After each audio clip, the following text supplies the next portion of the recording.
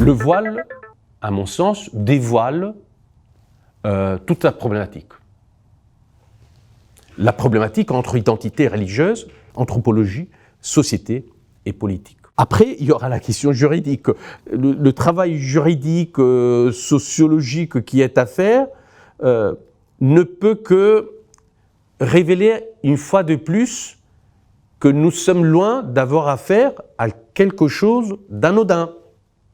Donc oui, c'est typiquement français, mais encore une fois, c'est parce qu'il y a une histoire française, il y a la laïcité française, mais alors ce bout de tissu vient perturber aussi quelques assises, mais pas parce que la laïcité française n'aura pas de moyens pour s'en sortir. Non, je dis justement le contraire, que c'est une chance de plus pour éventuellement faire évoluer encore la laïcité et l'approfondir. J'ai envie de dire, comme les religions ont évolué, peut-être la laïcité française aussi doit évoluer, et elle peut évoluer en termes intellectuels, sociologiques, etc. Mais enfin, ce bout de tissu, il est tout sauf anodin parce qu'il arrive et il casse un peu les a priori qu'on peut avoir et montre qu'un vêtement, un tissu, est tout sauf que du tissu. Parce que la Bible s'ouvre avec le péché d'origine, donc même le récit biblique, donc en termes anthropologiques, le récit mythologique de la Bible commence avec la nudité d'Adam et donc le vêtement, et il se termine avec la robe de l'Apocalypse. Donc, avec le vêtement, nous sommes plein dedans dans une question d'identité et d'identité théologique. Donc, moi je dis qu'il faut la prendre au plus haut, le plus sérieusement possible, cette question du voile. Mais c'est parce que c'est par rapport à une autre histoire. Et on ne peut pas refaire l'histoire. Donc la France devra trouver ces solutions. Moi je comprends parfaitement qu'il y a un problème. Parce que poser certains prémices... oui, on peut pas résoudre à la manière anglaise dans une histoire française.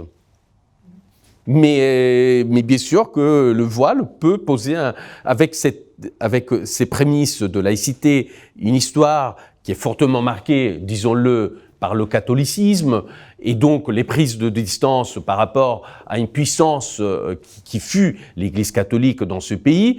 L'État a fini par prendre les distances vis-à-vis de toutes les religions, et donc le signe ostentatoire pose un problème. Il y a une revendication d'identité religieuse.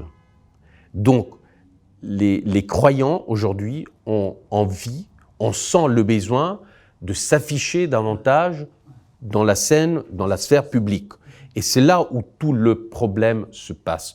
Parce que autant avec le christianisme et le catholicisme, la France laïque s'était acclimatée, où les catholiques et les chrétiens de toute confession confondue s'étaient acclimatés aux exigences de la laïcité, avec l'islam, ce n'est pas encore le cas.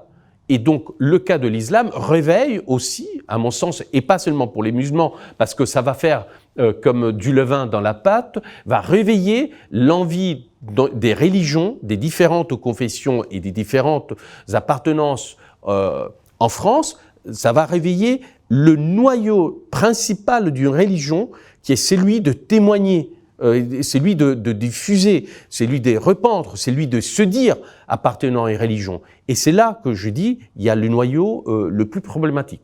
C'est là où il y a, à mon avis, tout le problème. Et donc, aujourd'hui, si on peut dire, en gardant, mais ça je le dis en tant que non-français, j'ai envie de dire qu'on pourrait imaginer qu'il y a, nous sommes dans un nouveau 1905, c'est-à-dire qu'il faudra reformuler les mêmes exigences de la même laïcité, mais dans l'aujourd'hui.